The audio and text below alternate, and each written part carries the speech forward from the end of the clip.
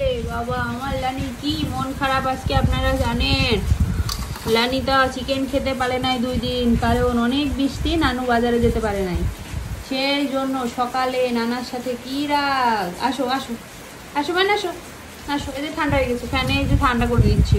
মাত্র বাজারে একটুখানি বৃষ্টি থামছিল, আমি দৌড়ে গেছি, গিয়ে চিকেন নিয়ে আসছি। না হয় না, আসো নাও না, ঠান্ডা হয়েছে, এই যে ঠান্ডা হয়েছে, অনেক ঠান্ডা হয়ে গেছে। না আসেন আসেন আসেন, রাগ করছে, অনেক রাগ করছে, খাবে না, ভাতই খায় নাই কাল রাত থেকে। ও বাবা ও বাবা, আমার ময়না কাল রাত থেকে ভাত খায় না। আসো আসো, তুমি এখানে এসে খাও, মা আসো না, ঠান্ডা হয়েছে, আসো। আরে খা এটা, পুরি এটা খা, এটা খা খা খা, ঠান্ডা হয়েছে না, খাও খাও। ও বাবা, অনেক রাগ টুকুসে, খুব অভিমান, ও একদম মানুষের মতো বুদ্ধি।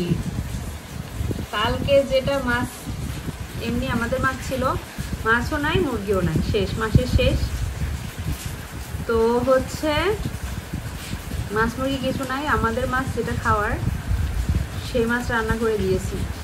ও বাবা, রাগে খাবারই খাবে না টুকুস। তারপর মামনির জন্য গরুর মাংস স্যুপ করেছি, মামনি খেয়েছে, ও খায় নাই। কি রাগ, কোনোভাবেই খাবে না, খাবার দেখলে দৌড় দিয়ে পালাই যাচ্ছে, কারণ তাদের পছন্দ না ওইটা। সে খাবে চিকেন আর সামুদ্রিক মাছ। পরে কি আর করব। এই দেখুন কেমন বৃষ্টি হচ্ছে, এই বৃষ্টির মধ্যে ঝমঝম বৃষ্টি, একটুখানি থামছে। পরে না তো অফিস গেল, নানা আমাকে টাকা দিয়ে গেল যে তুমি তাড়াতাড়ি দিয়ে টুকুসের জন্য আনো। আমার আগে ওর নানা ঘুম থেকে উঠে ওকে আগে খাবার দেয়, খাবার দিতে বলে যে ও তো খায় না, টুকুস তো খাচ্ছে না, পিকাচু খেয়েছে, টুকুস খাচ্ছে না। পরে অনেক রাগ হয়েছে ওর, খাবে না খাবে না, খাবো, খাবার দিছি, দৌড় দিয়ে অন্য রুমে চলে গেছে। পরে নানা বলছে তুমি তাড়াতাড়ি ঘুম থেকে উঠে নিয়ে আসো। পরে আমি তাড়াতাড়ি করে উঠে কোনো রকম নাস্তাটা সেটা আমি দৌড়ে গেছি 8-8:30টার মধ্যে বাজারে গিয়ে মুরগি কিনছি, তারপর সুরমা ফিশ কিনছি, বড়টা, ছোটো সুরমা ফিশ কিনছিলাম যে ওটা ওর পছন্দ না, সেদিন ছিল না বাজারে, আমি কি করব, মাছের এখন এত দাম হয়েছে, তারপরেও থাকে না। পরে সেই চিকেন প্রেশার কুকারে রান্না করে দিলাম, তারপরে তো পোলানি শান্তি না হয় না, তারপরে শান্তি।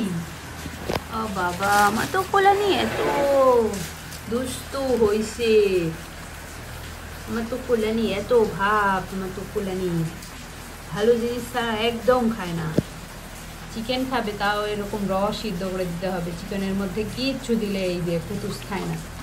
পিকাচু আবার এর মধ্যে মিষ্টি কুমড়া, গাজর, আলু চুপ করে দিলে খুব সুন্দর খায়। আর সে ছোটো থেকে ও খুব আহ্লাদি। তারপর আমার হাজবেন্ড বলে ও তো ছোটো থেকে কোনোদিন অভাব তারপর কষ্ট কি জিনিস বুঝে নাই, ওর কী দোষ বলো, ওকে আমরা সবসময় আদরে আদরে বড়ো করছি না, তাই ও এগুলা খায়। মানে ওর মাকে হচ্ছে মাছ দিয়ে ভাত দিয়ে মেখে দিলে খাবে, সবজি দিলেও, আর ও একটু খাবে না, শুধু চিকেন ফিশ আর সুরমা ফিশটা দিয়ে ভাত দিলে খাবে, আর সবজি, তা ছাড়া কিচ্ছু খাবে না। চিকেন স্টক তার খুব পছন্দ। পরে নিয়ে আসছি, যাওয়ার সময় বাজারে যাবে আমার সাথে, পরে বকা দিয়ে রেখে গেছি ঘরের দরজা আটকে রেখে। তারপরও গেটের মধ্যে চলে গেছে, মেন গেটের কাছে চলে গেছে। তারপর আমি সেই ওকে রেখে চলে গেছি, এসে দেখি সেইখানেই বসে আছে। এবার আমার সাথে সাথে আসলে এতক্ষণ অপেক্ষা করছিল, তাড়াহুড়া করে প্রেশার কুকারে দিয়ে রান্না করে আমার তো তোকে দিয়েছে, আর আমার তো খেয়েছে। বাইরে ঝুম বৃষ্টি, এই অবস্থা আমার তো পোলানি, তাই না মানে খাও শোনা, তাও ওরা ভালো থাকে, খুশি থাকে, এটাই আমার কাম্য। আপনারা সবাই আমার বিড়ালের জন্য দোয়া করবেন, অনেক অনেক ভালোবাসা রাখবেন, আমার তো যেন সবসময় সুস্থ স্বাভাবিক আর সুন্দর থাকে। আমার পিকাচু খাও, চিকেনগুলো খাও বাবা, এখন ঝোল খাওয়া শেষ, এখন চিকেন খাও, স্টক খাওয়া শেষ না, চিকেনগুলো খাও, পেট ভুক, তারপর তুমি ঘুমো করো। হ্যাঁ বলে শোনা আমার।